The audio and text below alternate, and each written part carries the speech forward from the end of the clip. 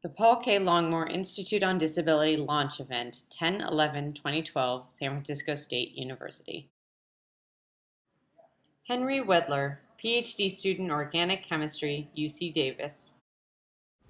I guess my opinion and what I want to express to you today through my work with chemistry is that disability is not what holds us who have disabilities back.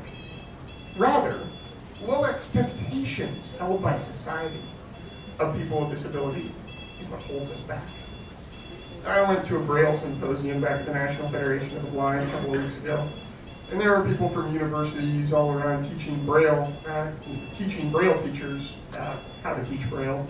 And they were saying we need to come up with some consensus where we figure out, okay, this is why people aren't getting jobs, and how many blind people have work, and how many don't have work, and well, how can we make their lives better?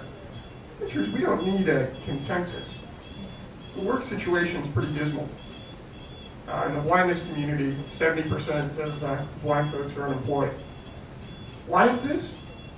I'll tell you right now, it's not because blind people can't get jobs. It really has to do with expectations of what we can do, and expectations set by society about what people with disabilities can do. And the sad thing is that oftentimes those expectations set by society transfer through to us and show us things, or try to make us believe that we can't do things. Now, I was lucky because I was raised by a set of parents who were just incredible. They treated me just like my brother. They never lowered the bar. I was held to very high expectations for my entire life, which I'm forever grateful to. My identity wasn't the blind kid or their blind son.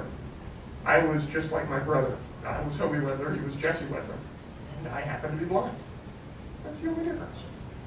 Now that attitude went off on me and showed me that I could do what I wanted to do if I believed in myself and if I worked hard, harder than I ever thought I would have to. And I realized that I loved chemistry. I wanted to study chemistry when I was a junior in college.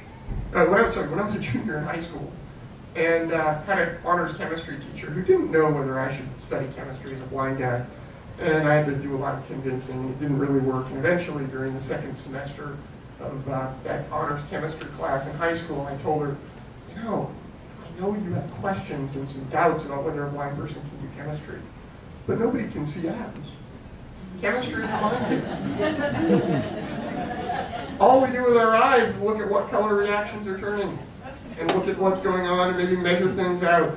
But the actual act of thinking about chemistry that professors do is in your mind. So I went to Davis and I thought, oh, this is going to be fun to study organic chemistry. It's really what I want to do. I learned that I loved organic chemistry because everything is so spatially oriented.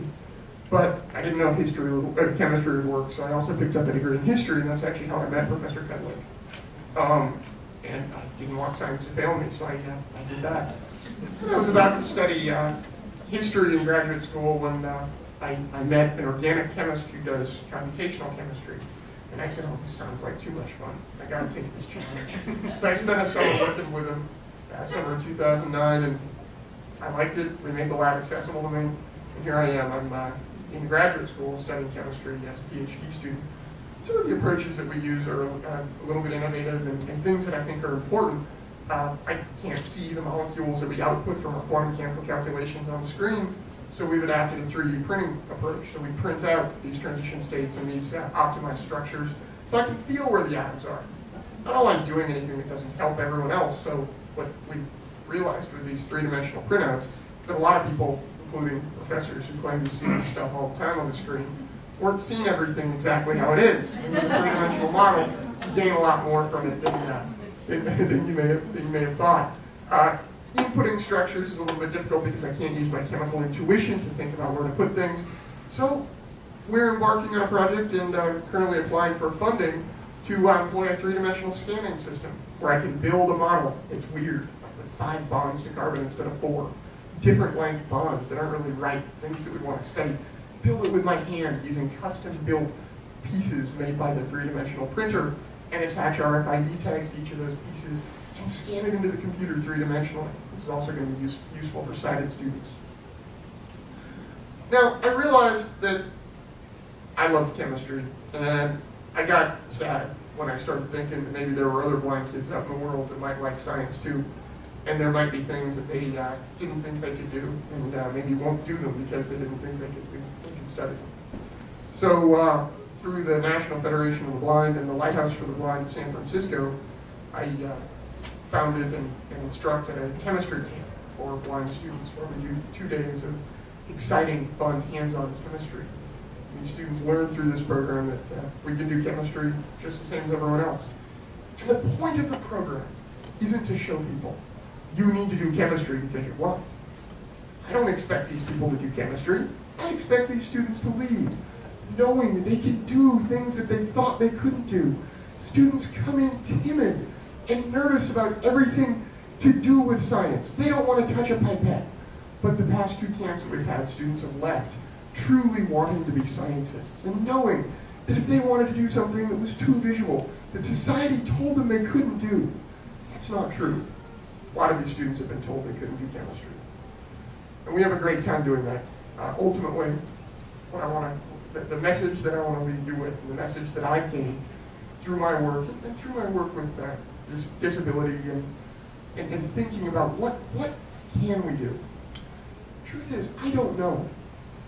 From First Lady Wong's talk and from Professor Kudlick's talk, we know that we need to be innovative. I didn't know a blind person could do chemistry. I didn't know many things that people with disabilities do. And the truth is, none of us know what the future is and where we can go after this. What is going to be there tomorrow?